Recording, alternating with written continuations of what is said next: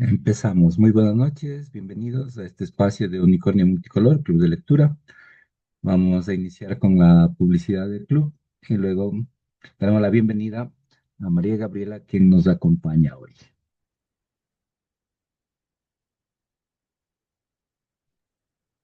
¿Cómo están? Muy buenas noches. Un gusto poder compartir con ustedes esta noche. Espero que sea un momento recreativo donde nos hemos convocado personas que amamos la palabra y para mí es un gusto estar con todos ustedes.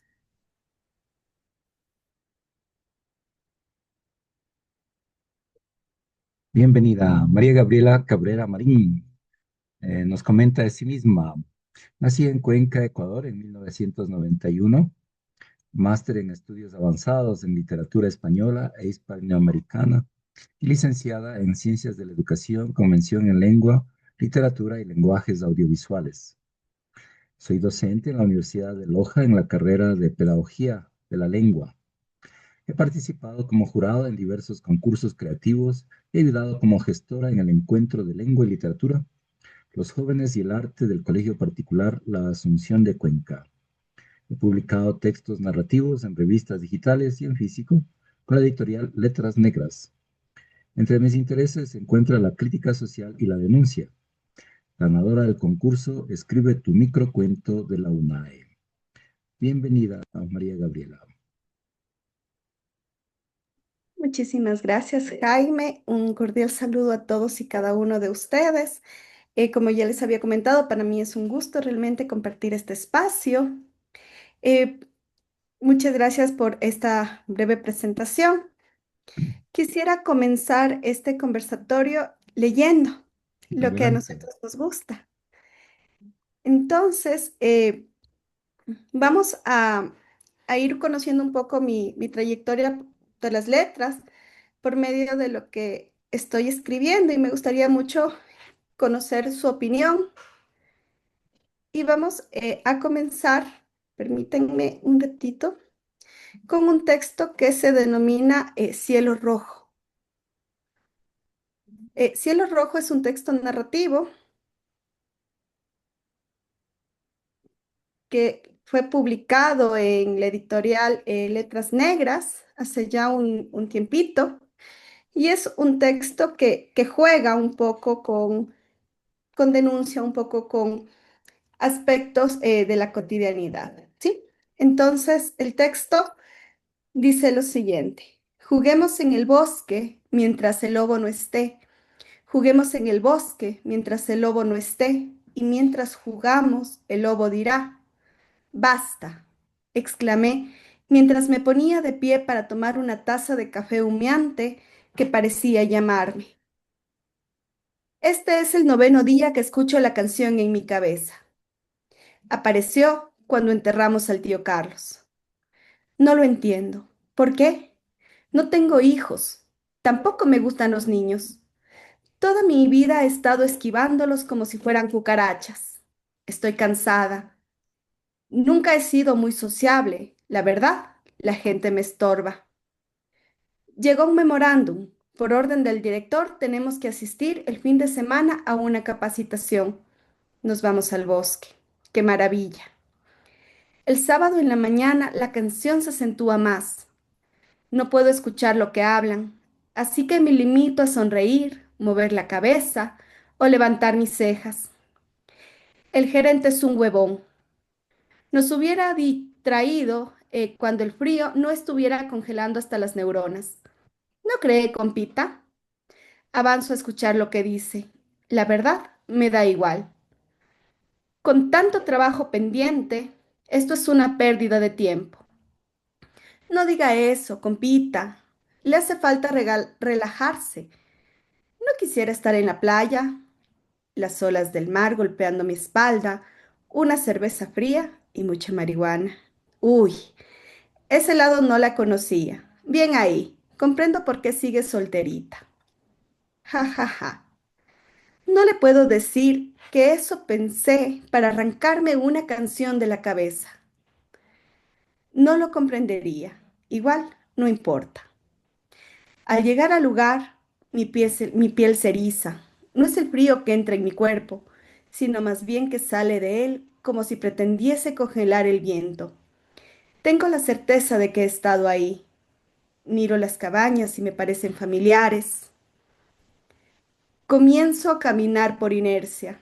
Escucho la canción como si debajo hubiera murmullos, como si aquella canción escondiera otra letra que conozco y desconozco, pero debería conocer. El viento parece tocar una melodía diferente. Mueve las hojas de los árboles para la izquierda, como si estuviera dibujando un camino. Lo sigo. Me voy internando en el bosque. Me conecto con la tierra.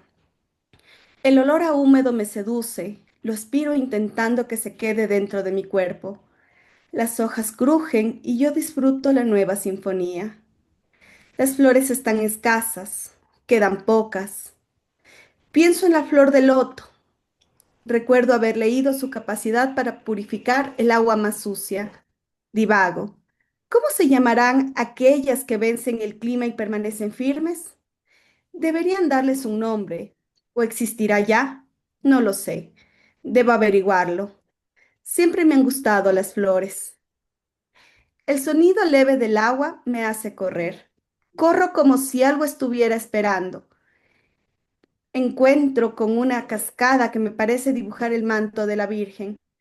Tomo el agua en mis manos y mis dedos tiemblan. Me siento junto a la cascada para descansar. La canción se reanuda.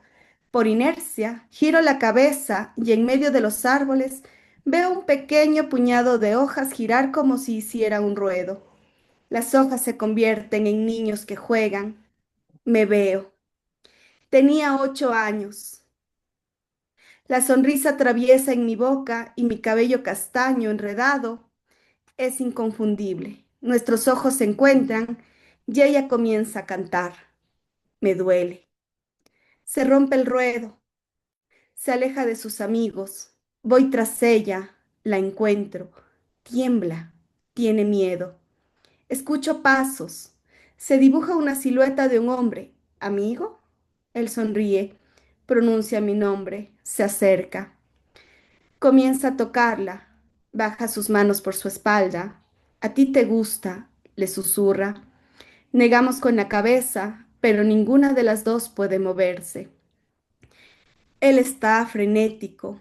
Entre sus manos aprisiona el rostro de la niña, empuja su mejilla tan fuerte que hace que sus labios sobresalgan, los besa, pone su mano en su boca para que no grite. Las lágrimas se derraman formando dos charcos que han provocado raíces invisibles aprisionen mis pies. Él continúa. La ha tumbado. Se resiste, pero no puede luchar contra él. Con una mano ha desabotonado su pantalón, levanta el vestido de flores e introduce en ella algo que la hace gritar ahogadamente. Las lágrimas siguen bajando. Parece un diluvio se dibujara. Ha comenzado un juego de vaivén. La niña se retuerce mientras se le pregunta si le gusta. La noche está cayendo. El cielo está pintado de rojo. La niña está vestida de cielo. Se queda quieta, cierra los ojos, no despierta. El tío la deja. Los niños llegan, la mueven. Elisa, Eli, Elisha. No hay respuesta. Con el manto de la noche llegan los padres, la toman en sus brazos y se alejan. Regreso. Tengo el cuerpo adolorido. La canción se va borrando. Perfecto, con este texto que espero no haberlos aburrido mucho. Quisiera primero escuchar las opiniones de ustedes, qué opinan, de qué se está tratando, qué pudieron notar en este estilo narrativo. Entonces, dejo abierto el diálogo. Bueno, Bien. pero no se peleen todos para participar al tiempo. María Gabriela, gracias por compartir tu escritura. Eh, ¿Nos puede contar, damos espacio para que puedan participar, asimilar? eh, Este texto nos comentaba que participó en algún evento, lo presentó, lo publicó, lo cuenta un poquito. Este texto responde a una convocatoria de cuento psicológico que se mandó desde la editorial Letras Negras a nivel de Latinoamérica. Entonces, concursó bajo esta premisa. Como en mi bibliografía pudieron observar, soy una persona que me interesa muchísimo la crítica social. Entonces, yo pienso fervientemente que la literatura es resistencia. La literatura existe porque existen personas que tienen ganas de decir algo, que están inconformes con ciertas realidades que están pasando y que lamentablemente muchas de esas realidades quedan aprisionadas, quedan encerradas. Y una forma bonita de mostrarlas, de visibilizar lo que está pasando, es justamente el arte. Y en este caso, nace Cielo Rojo como eso, ¿no? Una protesta, el inconsciente que queda encerrado, lo que pasa a una niña, las ganas de las personas de normalizar ciertas cosas y de jugar a que no pasó. Entonces va por ahí, responde a esto, un juego psicológico. Muy bien, gracias, gracias María Gabriela. Bien, Bueno, ahí vemos Milton Otavalo, tiene activo el micrófono. Adelante, Milton. ¿cómo está? Muy buenas noches, Jaime. Buenas noches a la señorita ponente. Bueno, una literatura, como dice, más bien, que trata de poner sobre la mesa los temas que están vigentes. Me parece, yo acabo de integrarme, me parece que se trataba de algún tema de pedofilia o de violación. No. Y bueno, siendo así, me pareció muy triste el asunto, a pesar de que se ha dicho de una forma literaria. Y qué bueno que utilice la compañera autora la literatura justamente para posicionar los temas que no se pueden dejar pasar. Como educador, me parece muy bien que desde la literatura se visibilicen estos casos. Listo, gracias, gracias Milton. Sí, justamente es lo que les comentaba, ¿no es cierto? Hay temas muy delicados que uno como docente tiene mucho miedo de abordarlos en clase. Ahora y actualmente con esto del currículo priorizado con énfasis en competencias, nos están solicitando trabajar muchísimo en el aula competencias socioemocionales. Los docentes lo primero que nos preguntamos es, ¿cómo si ya tengo una carga horaria, tengo unos temas dentro que tengo que abordarlas, cómo puedo tomar esto? Entonces, como docente de lengua y literatura, siempre digo a mis estudiantes, nosotros podemos abordarlos desde lo más bonito que tenemos, desde el texto. Y podemos trabajar con los estudiantes. Cada estudiante que llega al aula de clases es un individuo que tiene cargando en él una mochila invisible. Uno no sabe exactamente qué es lo que está pasando este estudiante, pero hay textos que los pueden mover, que los pueden identificar y que incluso nos puede a nosotros como adultos ayudar a gestionar ciertas emociones, ciertas vivencias que ellos pueden estar teniendo y de esa manera ayudarlos a entenderse a sí mismos, ¿sí? Entonces va más o menos por ahí mi propuesta literaria. Bien, gracias María Gabriela. Por allí vi a Oscar activando la cámara. Adelante, Oscar, si quiere comentar algo. También está Esther, Adriana, Emily. Entonces, veamos Bueno, quién. no, muy buenas noches. Eh, lo que ocurre es que por acá hubo un sismo, entonces estuve concentrado en la información y no le di seguimiento a la lectura del texto. Pero lo que sí me gusta es lo que expresa la escritora, es que no hay que ser indiferente a la realidad que ocurre, ¿no? Y que justamente el rol de los artistas, en este caso de las personas que les gusta la literatura, que les gusta escribir, es eh, tratar de hacer la percepción de la realidad y compartirla de una manera estética, de una manera artística. Entonces yo de eso valoro muchísimo y felicito por el arte que hace la escritora, o sea, un arte no ingenuo, sino un arte cuestionador y con propuesta. Así que por eso felicitaciones. Muchas gracias, Oscar. ¿Algún otro comentario? Bien, invitamos a participar Esther, Adriana, Emily, Angie, Lucía.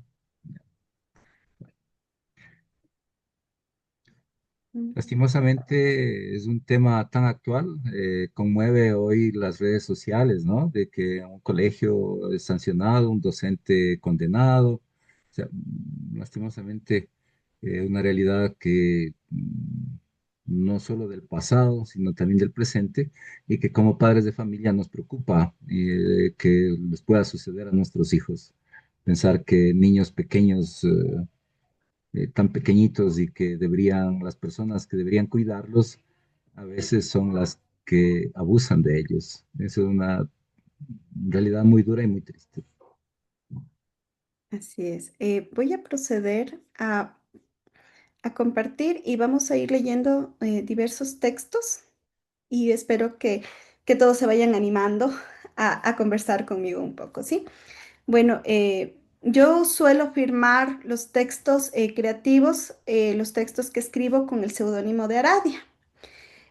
Aradia nace realmente desde mi necesidad de crear un contraste. Como ven, mi nombre es María Gabriela, mi mamá buscó dos nombres bíblicos y Aradia, dentro de la mitología egipcia, significa la reina de las brujas. Entonces, bueno, les cuento esto un poco, siempre estoy con Aradia porque me gusta romper un poco con esquemas o con lo que se supone que debería significar, ¿sí?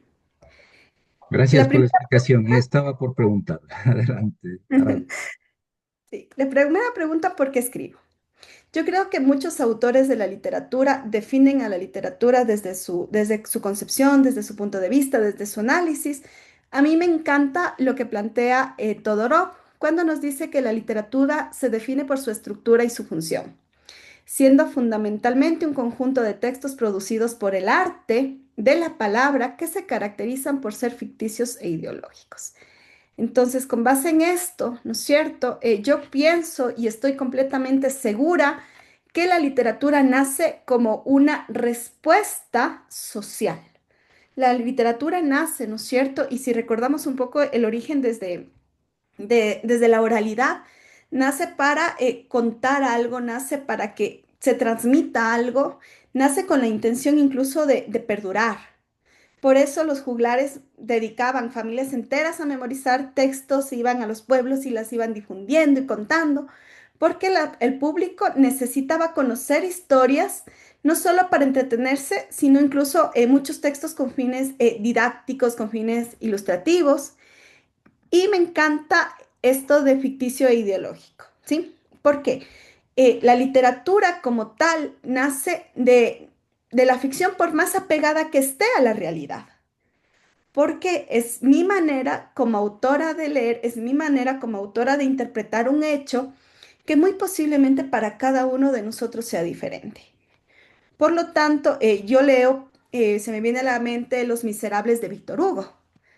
Puedo entender lo que fue el antes, la Revolución y después de la Revolución Francesa. Desde este paradigma de Víctor Hugo, me hubiese encantado leerla, una obra escrita por los que tenían el poder en ese entonces. Encontraríamos una versión completamente diferente y eso nos pasa cuando leemos Mi lucha, que es escrita por Hitler. Entonces, uno se enfrenta al texto de Mi lucha y un poco más empieza entendiendo esa cabecita que tenía Hitler muy dañada y dice, wow, sí, sí tenía conceptos. Entonces, la ideología y la literatura nace como respuesta a lo que busca la sociedad, pero siempre desde la concepción de cada uno de nosotros, ¿sí? Entonces, ¿para qué escribo? Escribo yo en forma de resistencia y como una catarsis. Primero, en forma de resistencia, porque estoy convencida que la literatura ayuda a mostrar aquello que la sociedad a veces quiere olvidar. Y la forma de volver algo perpetuo es, sin duda alguna, la literatura. Aquí pasarán 50, 100 años que los textos nos recordarán algo de cómo fue en ese momento. Así que yo siempre estoy pensando en mis textos como una forma de demostrar lo que está pasando, lo que se está dando, lo que se está viviendo. Y con esto quiero dar lectura a un poema con ustedes. Déjenme, comparto. Adelante, adelante, tranquilamente, siga. Ya, déjenme rastreo, ¿dónde está? Mm, mm, mm. Espérenme un ratito, ténganme paciencia porque cambié de computadora. No sé dónde se me fue el texto. Bueno, Tranquila, con paciencia y con reposo se comió la hormiga al oso. No sabemos en cuánto tiempo. Bien, estamos en este espacio de los días martes con la premisa de que cada persona es una historia por contar, un libro no escrito, un libro viviente. Hoy tenemos a María Gabriela Cabrera Marín, que nos acompaña y nos comparte su literatura. Muchas gracias. y listo. Entonces, bueno, este es un poema que yo personalmente le tengo mucho cariño. Se llama Rasgadura. ¿Le Lo puede, voy a leer. un momentito, si le puede ampliar un poquito para poder leerlo en la pantalla también nosotros? Claro que sí. A ver, no sé si ahí les es posible verlo ya. Y allí está mejor. Perfecto. El poema dice lo siguiente, ¿no? La escarcha se suspende en el aire. En forma de polvo abraza los patines. Los blancos zapatos abandonan el ritmo. El hielo se refugia en el alma. Las risas se congelan. Una mano despiadada ha tomado una vida. La bata blanca se viste con sueños suspendidos. La palabra justicia se dibuja y desdibuja. Los gritos del recreo se pierden. Cerca de donde nace la voz han cortado su risa. En periódicos han ensamblado su existencia. Data la historia que otro ángel fue arrancado. Entre gritos y reclamos se cuestiona un proceder. En la fría sala dejan una figura desgarrada. Con un bisturí se comienza a cortar. La piel se abre para narrar el final. Un corazón detenido llora sin palpitar. Sus cuerdas arrancadas cuestionan al que lee. ¿Cómo podrá cantar? Su cuerpo habla. Todo es normal. Su rodilla raspada fue por jugar con mamá. Sin otra explicación firma el lapicero. Se escapó su alma al rasgar su voz. La niña de 8 años es popular. En las redes se clama justicia, pero ella ya no está. En su cuarto la escarcha son suspiros que matan. Los patines ya no bailan, ya no pueden regresar.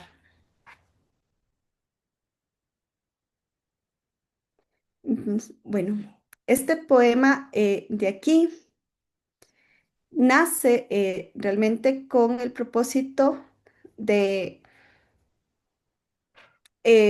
ensamblar un caso que movió muchísimo en Cuenca, que dolió muchísimo, que fue justamente el caso de una nena de 8 años que se fue a operar y lamentablemente rasgaron su carótida y hubo un gran movimiento, un gran cuestiones y decían, claro, o sea, el médico fue el culpable de una negligencia.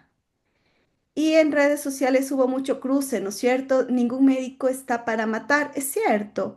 Sin embargo, hay errores que cuestan ser comprendidos. Y hay historias que marcan muchísimo más la vida de las personas, al menos a mí cuando son casos que tienen que ver con niños, me duele muchísimo, porque uno piensa en ellos como seres frágiles que tienen una vida, que están comenzando, y saber esto como sociedad nos debería llevar a preguntar, ¿qué hay que regular?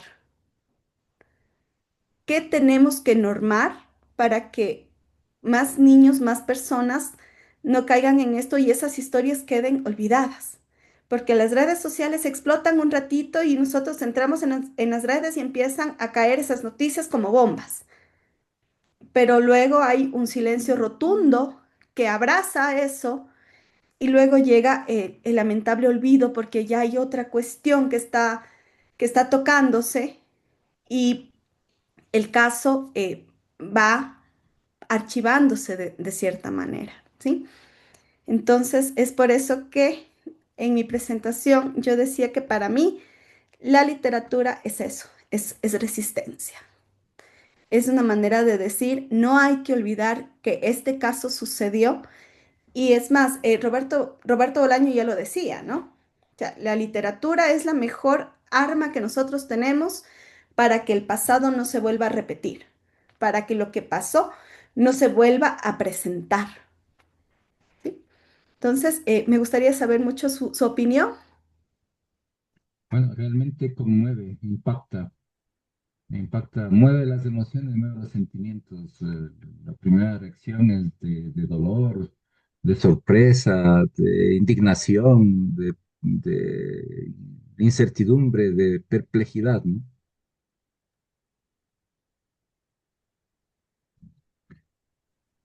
Sí. Em, También qué importante es lo que dice la señorita, que la literatura permite perennizar las cosas para que no nos olvidemos y no vuelva a pasar. No, qué importante. Y en todos los temas, de todos los temas que se puede considerar, especialmente el tema que ella enfoca, y es el tema de la niñez, porque en una sociedad de lo provisorio, donde las relaciones de pareja son provisorias, eh, los que realmente salen perdiendo ahí son los niños, ¿no? Porque ellos nunca entenderán esto que pasó y muchas veces se sentirán hasta culpables, ¿no? De pensando en las cosas del hogar, pero pensando ya también en las cosas de la calle, ¿no? A pesar de que el mundo, las leyes y todo está para defender a los niños, sin embargo, los males, los más graves están como legalizados, ¿no? La apertura los niños que pasan de pronto a merced de una pantalla porque papá y mamá están trabajando, porque de pronto los cuidadores encuentran que en una pantalla es la mejor forma de controlar a un niño, de pronto ahí ya están siendo víctimas. Y de ahí podríamos ir enumerando una cantidad de situaciones en las cuales los niños son víctimas de una sociedad que está atravesando una crisis antropológica, de pronto, de una sociedad que ha perdido su horizonte, ¿no? De una sociedad donde el sistema educativo mismo no está tal y cual como para cultivar a un niño, sino tal vez para afinar algunas destrezas, pero no justamente pensando en la integridad de la persona.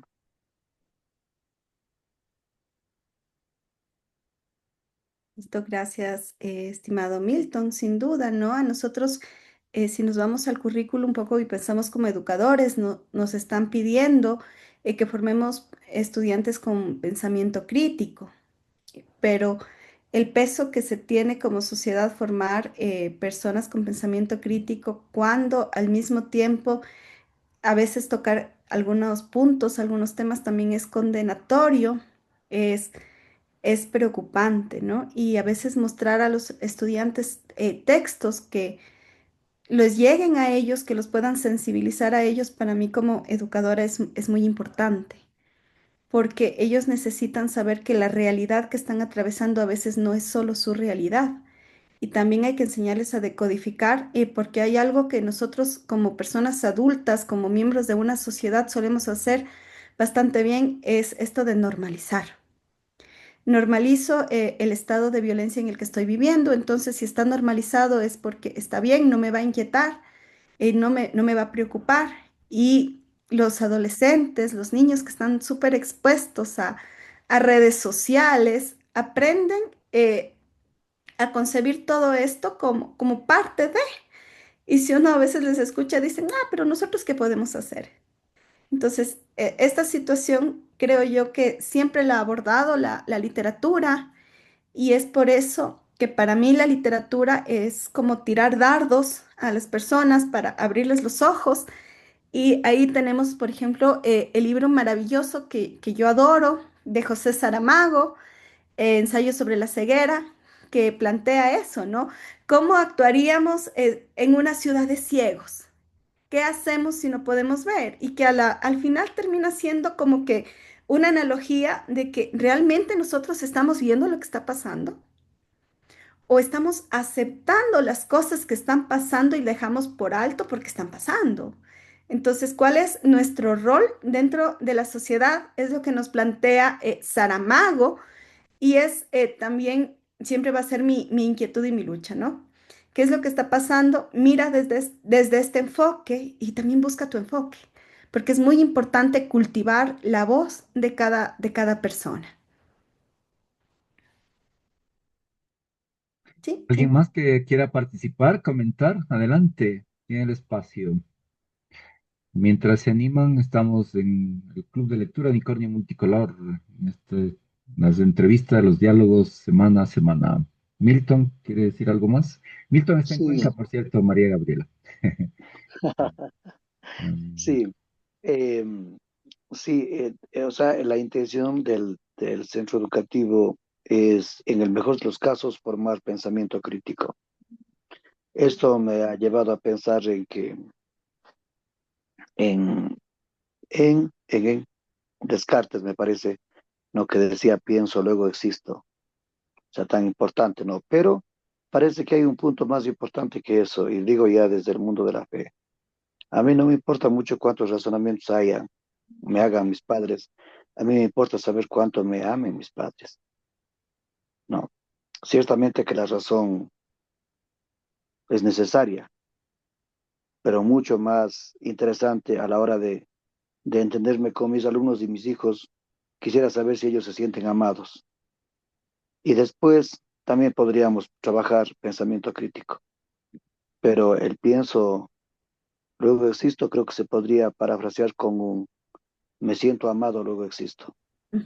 Digo, porque van pasando cosas que a mí me llaman mucho la atención de esta cuestión de que el estudiante había matado a un profesor, algo así, y luego salió el rector a decir una cosa que me pareció vergonzosa.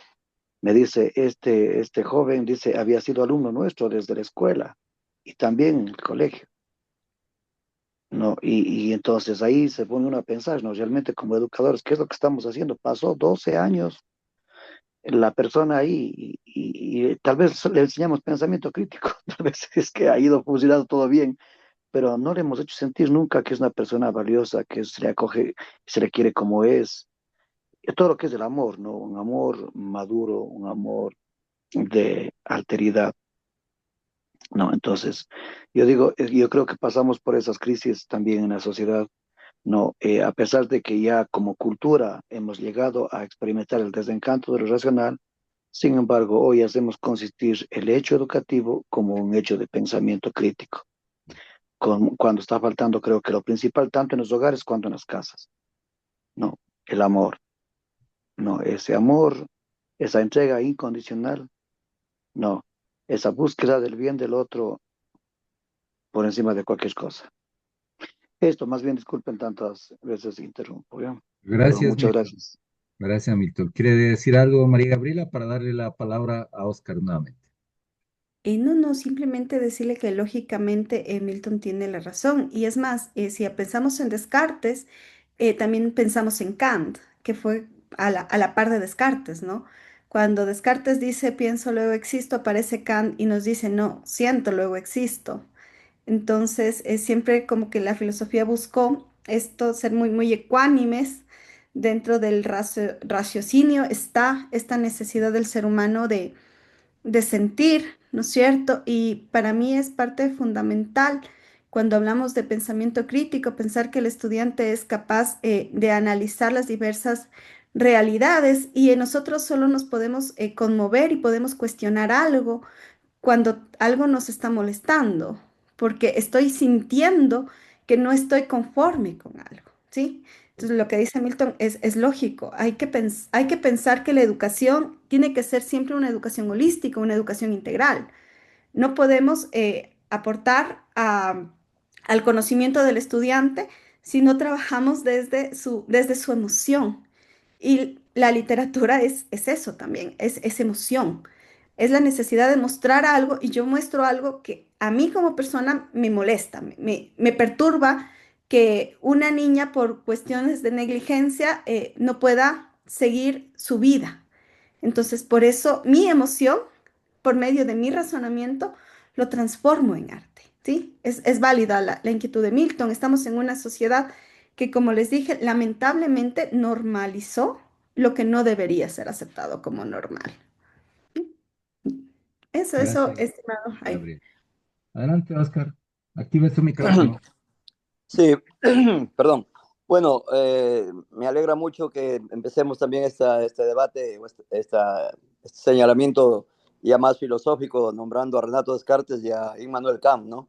Eh, y bueno, contemporáneamente Eduardo Galeano plantea la necesidad de ser no solamente separado las dos cosas, de sentir y pensar, sino de ser sentipensantes.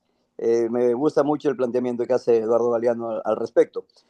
Bueno, yo lo que quisiera decir que me gusta mucho también que estemos trabajando el tema del pensamiento crítico y ahí, por ejemplo, los que somos educadores y educadoras, pues tenemos que revisar mucho el planteamiento de Paulo Freire, que es este pedagogo brasileño que yo creo que es quizá uno de los más importantes pedagogos contemporáneos que ha hecho un aporte no solamente aquí en América Latina, sino a nivel mundial sobre el tema de pensar la pedagogía desde el lado de los oprimidos, ¿no?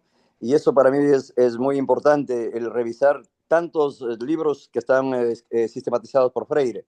Y no solamente por Freire, ahora, sino también que hay un movimiento freireano a nivel de América Latina y sobre todo en el Consejo Latinoamericano y Caribeño del Pensamiento Crítico, que es un movimiento que justamente creó Paulo Freire.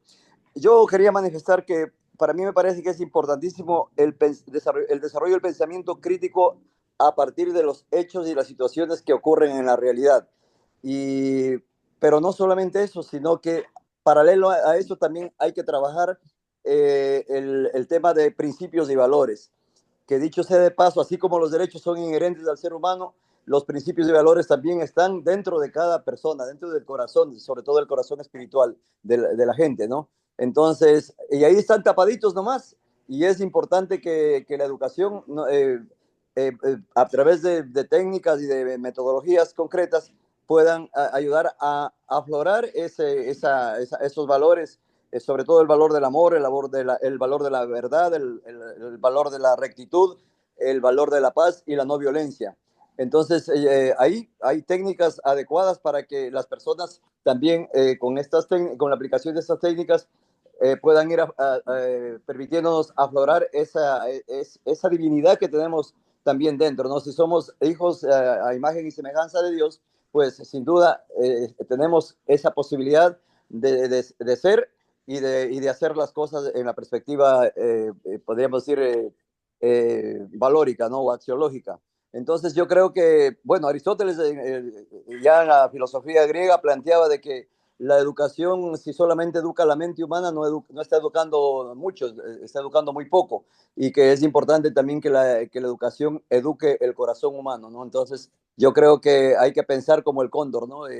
Si solamente educamos el desarrollo de capacidades y las inteligencias en las personas, es como que el cóndor está volando con una sola ala, pues ahí no va muy lejos.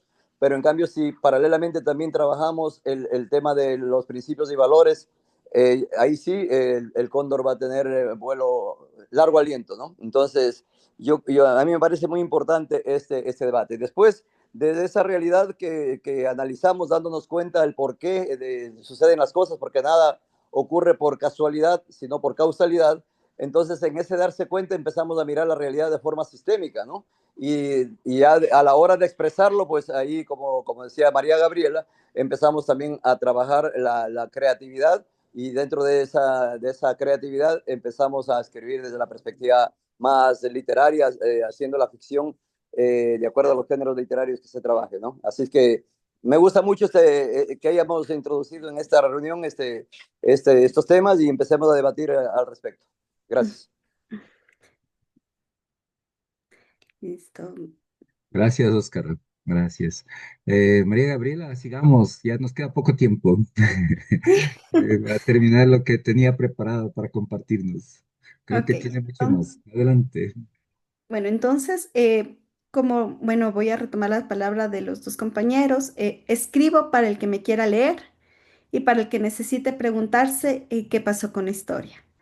Estoy convencidísima que los textos siempre van a llevar a la persona a cuestionarse qué hay detrás de eso, qué pasó verdaderamente con este hecho y qué es lo que el autor estuvo queriendo trabajar por medio de sus grafías. Nosotros somos historia y eso también lo decía Galeano, ¿no es cierto? Poco a poco el ser humano deja de ser humano para convertirse en una historia.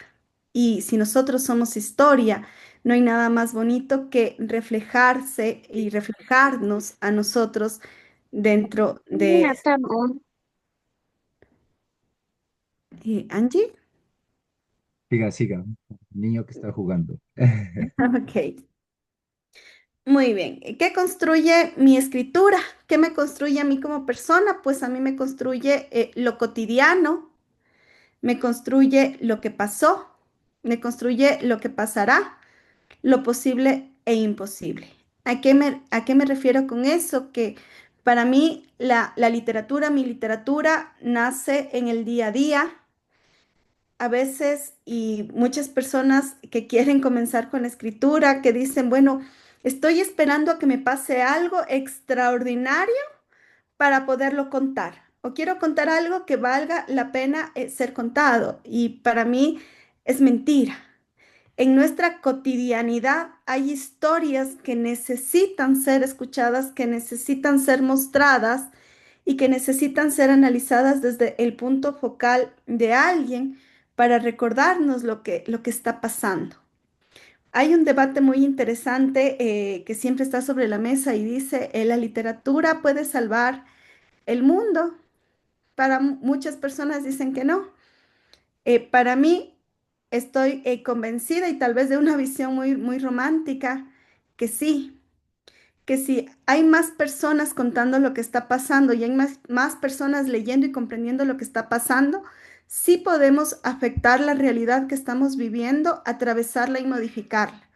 Entonces, en mis escritos siempre hay estos matices, siempre hay esta necesidad de dibujar lo que se está dando y lo que se podría dar.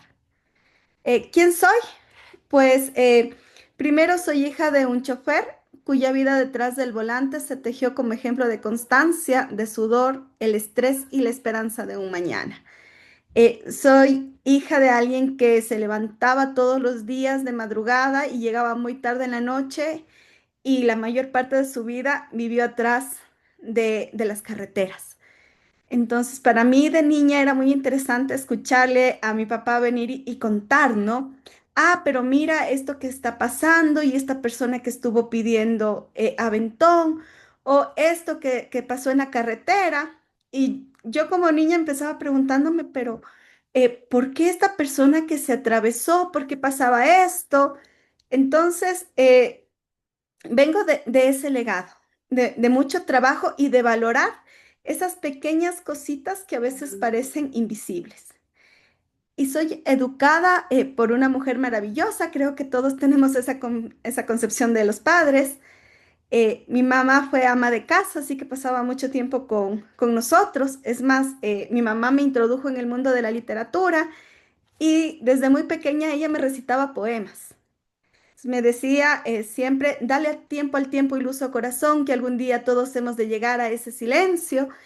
Y fueron versos al azar, algunos incluso tomados de canciones de Salvatore Damo, que fueron integrándose en mí. Y como respuesta, yo también fui jugando a entrelazar palabras. En esto, y algo muy importante que tendría que mencionar es que la vida de mi mamá está marcado por cuestiones tan complicadas que yo pienso que una hoja no puede sostenerlo. Sin embargo, es la cotidianidad de ella, pero que uno al leerlo y a escribirlo lo ve como horror. Este término literario de aquí, ¿no es cierto?, lo maneja bastante bien Mónica Ojeda, lo trabaja Natalia Freire, cuando empiezan ya gestando este tipo de literatura que nos dicen, no, el terror ya no está asustando mucho. Vamos a hablar del horror. Muestra lo que pasa en tu día a día, tal como está pasando, y vas a ver que te genera ansiedad porque es lo que estamos atravesando.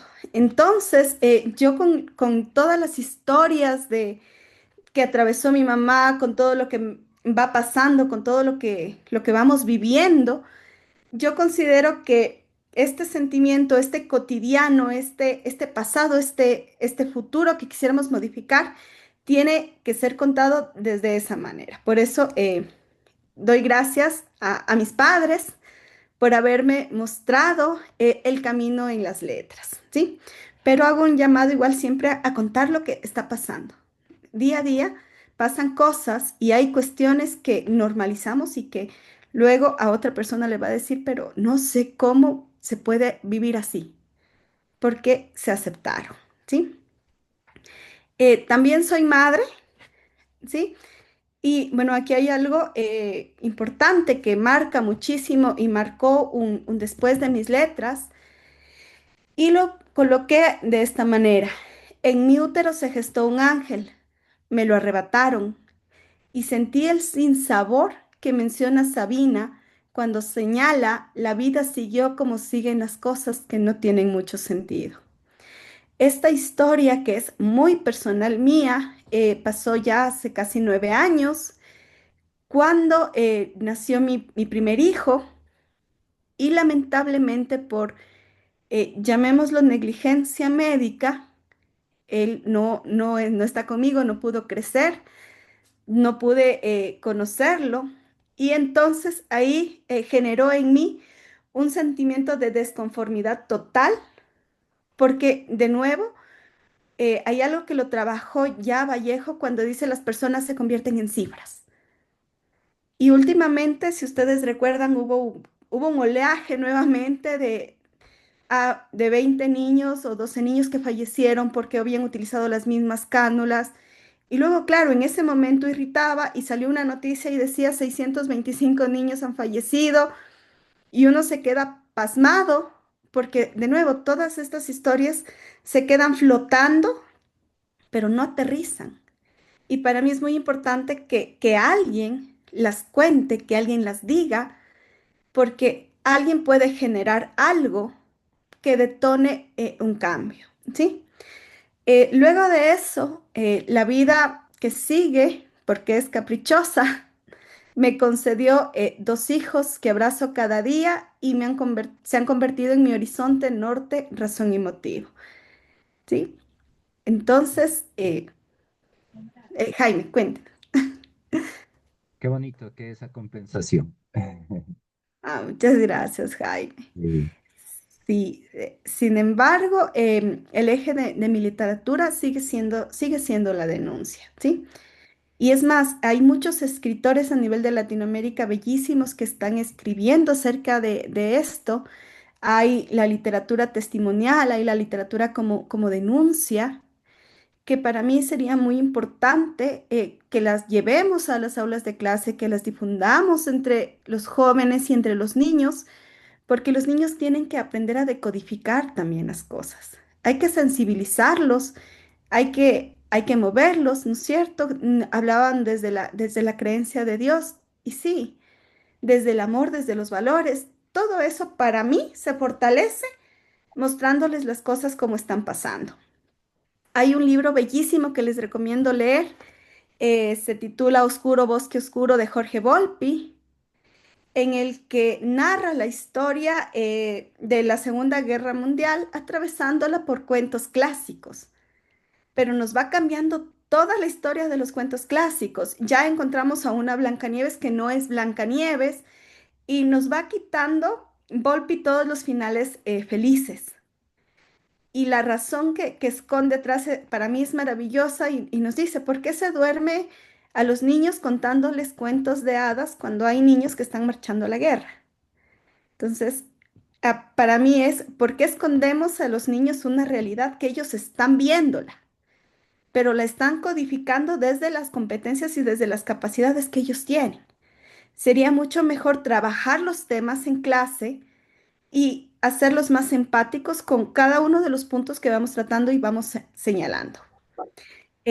Los versos para mí de Vallejo siguen resonando muy fuerte y uno de mi estrofa favorita es: hay golpes en la vida tan fuertes, yo no sé, golpes como del odio de Dios, como si ante ellos la resaca de todo lo sufrido se emposara en el alma, yo no sé. Yo Entonces, no sé, yo tampoco. este poema Heraldos Negros es igual bellísimo, muy trabajable dentro del marco de los adolescentes y es algo que para mí en mi escritura siempre va a estar ahí presente y gritando, ¿sí? Porque creo que la literatura no debería ser un susurro, sino debería ser un grito y debería ser una rebelión para irnos contra aquello que nos está molestando. Entonces, con esto voy a compartirles otro texto, si es que me lo permiten. Adelante, adelante. Ya en otras ocasiones alguien comentaba que la realidad supera la ficción. Sin duda. Ok. A ver, tengo este texto de aquí que yo lo escribí como prosa poética e intento jugar un poco con estructuras, que esto es algo muy propio de la vanguardia y yo lo pongo aquí a manera incluso de cuento pequeñito y dice lo siguiente: la tierra está sedienta, abril se instaura, muevo la cabeza, escapo. He venido a visitarte. Estoy frente a esta ventana que solo me permite leer tu nombre. Te siento, te lloro, te espero. Cae la tarde, se expande un olor a humedad que rompe los huesos. El campo santo está invadido de quejas, súplicas, amenazas, rencores, preguntas. ¿Qué de santo puede tener? No hay santidad. La calma no puede entrar. Suspiro. La lluvia cae, la humedad de los ojos nubla lo real. Entonces, bueno, en este texto, que siento que el mismo texto se va moviendo mientras lo vamos leyendo, es eso, ¿no es cierto? Es una especie de monólogo interior, de búsqueda de respuestas, de no encontrar respuestas y un reproche que, que nace desde la inconformidad de aceptar lo que pasa, lo que pasó, ¿sí? Entonces, no sé si alguien quiere opinar, alguien tiene No, alguna pregunta. Abril tiene fama, ¿no? De que abril aguas mil. Entonces, Sí, la lluvia en un lugar tan, muchas veces de tristeza, de soledad, de separación, ¿no? Por el acto de la muerte. Entonces, y aquí viene el cuestionamiento que usted comentaba, ¿no? Uno de los nombres que se le da al cementerio es Campo Santo. De ahí viene, ¿qué de santo puede tener? Esto invita a la reflexión, al cuestionamiento. Bien, eh, un texto de soledad, de tristeza, de incertidumbre, de dolor, de ausencia, de inconformidad. así es, Jaime. Y bueno, este de aquí que, bueno, me gustaría leer para cerrar un poco. Eh, este texto de aquí a mí me gusta porque es un texto muy marcado, ¿sí? Este texto que tal vez su calidad poética, algunos dirán, no responde a, sin embargo, yo lo mantengo porque es un texto que respondió de forma inmediata a la situación atravesada. Y dice lo siguiente. El capullo expiró cuando apenas se abría. Una mano despiadada le quitó su destino, aplastó su tallo, dejándolo caído. Aquel capullo que anunciaba primavera dejó otoño. Malditas estaciones, maldito viento de abril, ahogaron al capullo. Él aceptó su destino. En la inmensidad oscura permanece, persiste el silencio su frágil figura. Voló al infinito su tierno aroma, se abrieron sus alas y llegó al Creador, al supuesto que todo lo sabe y maneja. En otoño quedó atrapada su tierra gestora, espera la mirada del capullo naciente. Imagina que pronto abrirá sus pétalos, traerá la dicha camuflada en zumbidos, con zumbidos espantará la desdichada lluvia y las gotitas de amargura que derrama su gestora. No pasará, no volverá, no podrá abrirse ni mirar. Desgraciada mano divina que olvidó a la gestora, estéril, en tierra espera su deceso, el fecundo, el otoño vive en ella. Ella respira, se moja y respira, se moja, respira y suspira, solo suspira. Implora que la deje el otoño y sea removida, que sea arrancada para volar hacia el capullo. Entonces, bueno, este texto de aquí, bueno, sigue la misma línea de los que les he presentado. No sé si quieren opinar, tal vez. Eh, Vamos con el siguiente texto, que ya estamos sobre el tiempo. Recuerde que al inicio decía que una hora está mucho, ya la hora se acabó. Ya. Este de aquí también ya no es un texto personal o ya no es un texto de una vivencia, sino también responde a otra noticia que fue bastante, eh, digamos que explorada. En el río helado ha quedado suspendido, la naturaleza cobija al inerte invitado. Hay búsqueda prolongada por días y semanas. Se busca, dice el letrero, que leer no podrá. Una mano de látex deposita una bolsa negra. Adentro, unos ojos cerrados han extraviado su alma. El camino se acaba y la mano toca el agua congela su ritmo, recibe al invitado, brama por dentro del río, el agua lo besa al muchacho buscando un suspiro.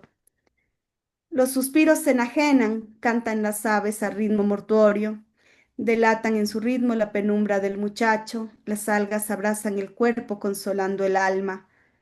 El cielo comienza a demeritarse, el alma atrapada recuerda los sueños. Sin embargo, sus ojos color miel son blanco perpetuo. Del cobijo helado jamás podrá salir.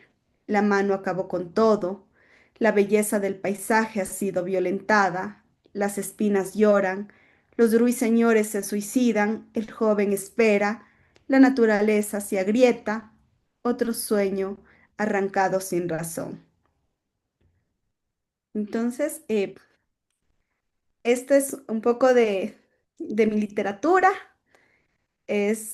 son mis intereses, es por eso que les decía, me interesa muchísimo la crítica social. Gracias, Jaime. Y me interesa muchísimo la literatura como medio de visibilizar, ¿sí? De mostrar. Creo que los docentes no debemos tener miedo a los textos que llevamos. Los lectores no debemos tener miedo al texto.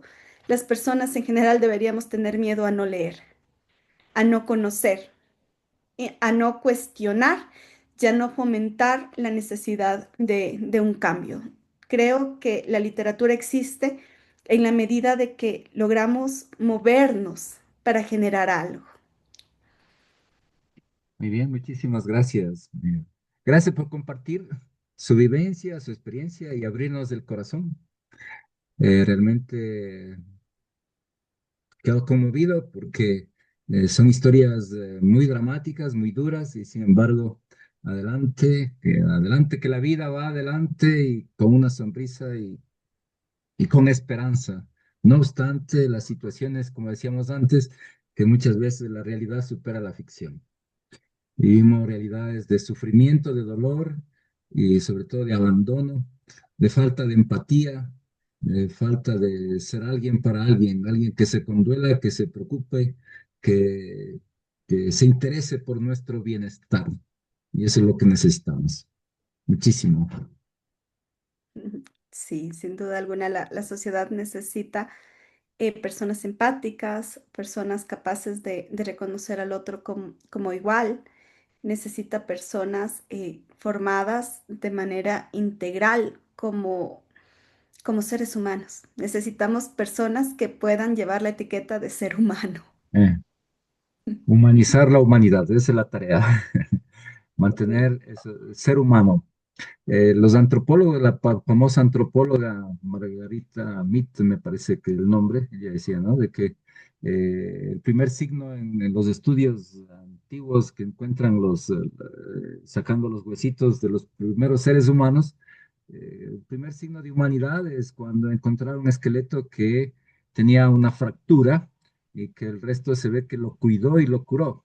Entonces, eso, la empatía, la solidaridad, el preocuparse, el cuidado del otro, eso es lo que nos hace humanos y eso es lo que hoy necesitamos cultivarlo con, con desespero. Cultivar la preocupación, el interés, el cuidado, el bienestar de la otra, de uno mismo y del otro.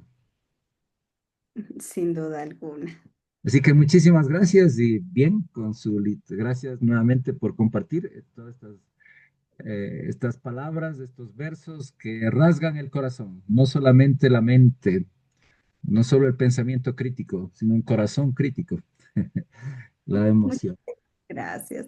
Igual, muchísimas gracias a ustedes por escucharme, por permitirme presentarles mi trabajo, también mi manera de pensar.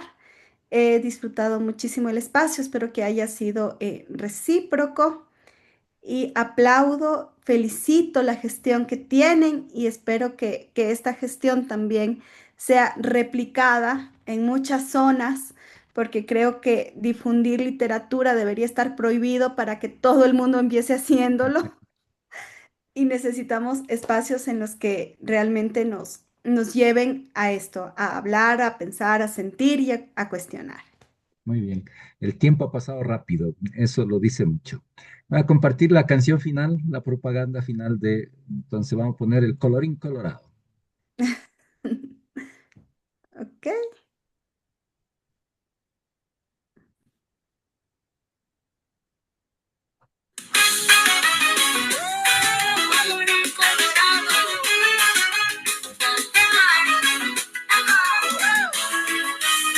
Colorín colorado, el cuento ya se ha contado, pero amigo no te vayas, aún queda mucho dado. Tenemos otro capítulo que está por comenzar.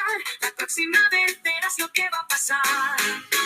Eras una vez en un reino encantado, un montón de aventuras por haber encontrado. Espera con ganas el próximo día, hay más historias llenas de alegría.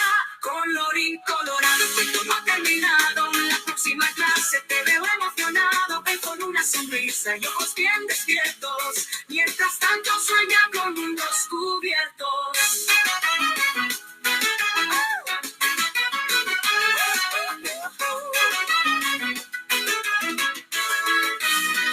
Érase un dragón que el cielo cruzaba junto a un valiente que siempre soñaba con descubrir misterios en cada rincón. Sigue el cuento con la misma pasión. Y aunque hoy terminó la historia de hoy, mañana traerá sorpresas y estoy seguro de que juntos reiremos sin parar. La magia del cuento continúa al regresar. Colorín colorado, el tiempo no ha terminado. En la próxima clase te veo emocionado. Ven con una sonrisa y ojos bien despiertos. Mientras tanto sueña con mundos cubiertos.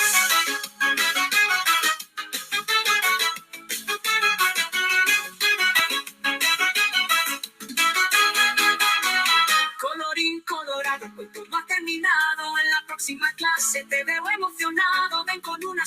cabeza y ojos bien despiertos. Mientras tanto sueña con mundos cubiertos. Colorín colorado, el momento no ha terminado. En la próxima clase te veo emocionado.